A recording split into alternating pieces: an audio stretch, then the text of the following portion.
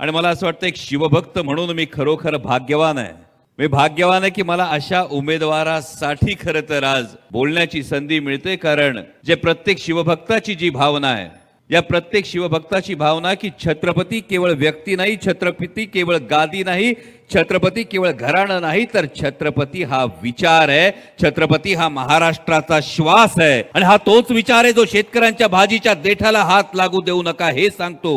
हा तोच विचार आहे जो परस्त्रीला माते समान मानत असताना बदअमल करणाऱ्या रांजाच्या पाटलाचा चौरंगा करतो। हा तोच विचार आहे जो राज्य निर्माण केल्यानंतर स्वतःच्या नावाचं, स्वतःच्या घराण्याच्या नावाचं नाही, तर रयतेचं राज्य निर्माण करतो। आणि या छत्रपती विचाराचा पाईक असणारं हे कोल्हापूर, समतेच्या विचाराचा उद्गाता असणारं कोल्हापूर, पुरोगामी विचारांची खाण असणारं कोल्हापूर, आणि कोल्हापुरात येऊन ज्या छत्रपतींनी, ज्या छत्रपती शाहूराजांनी हा छत्रपती विचार अंगीकारून तो जपला, जोपासला, जगला, अशा उमेदवारासाठी बोलण्याची संधी मिळणं हे मी माझं भाग्य समजतो।